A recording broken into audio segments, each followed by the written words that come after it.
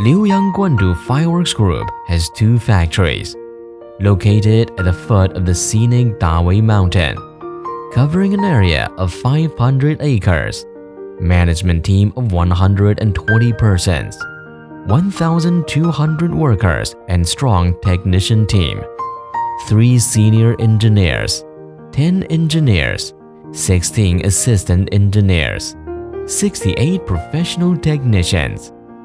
Annual production output is around 1 million cartons of various fireworks.